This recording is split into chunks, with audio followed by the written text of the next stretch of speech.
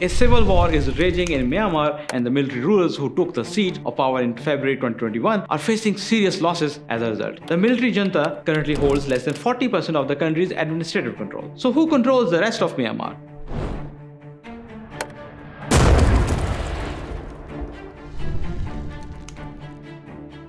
The military junta, also known as Tatmadaw, has the largest and most equipped force in the country, with an estimated 95,000 to 120,000 active personnel. It has access to tanks, armored vehicles, artillery, helicopters, fighter jets, and naval vessels. However, it also faces challenges such as low morale, defections, recruitment difficulties, supply shortages, and international sanctions. It is fighting on multiple fronts against various resistance groups and has suffered significant casualties and losses of territory. Most recently, in clashes with Arakan army in the Rakhine state, 340 military personnel escaped to neighboring Bangladesh, and negotiations for their return are ongoing between Tatmadaw and the Bangladeshi government. The National Unity Government and its allies, also known as People's Defense Forces, are the main opposition forces to the junta. They consist of local militias, activists, and defected soldiers who have taken up arms to defend their communities and fight for democracy. They have formed joint command systems with some of the EAOs and have received training, weapons,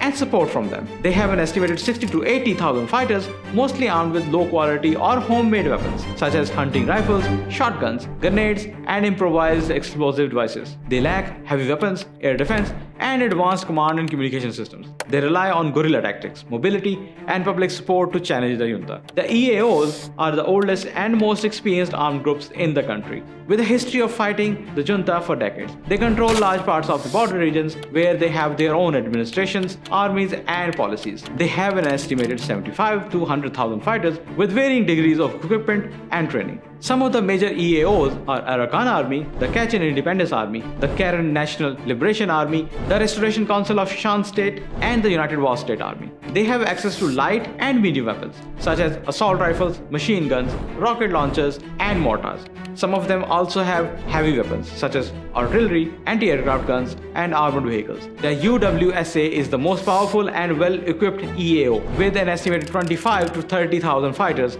and a stockpile of modern weapons, including drones, surface-to-air missiles, and man-portable air defense systems. The area under contest continue to change, and while the EAOs continue to make gains against the Tatmadaw in the north and the east, holding steady administrative control remains a challenge, making prospect of peace and rehabilitation unlikely in the near future. Stay tuned for more conflict profiles from around the world.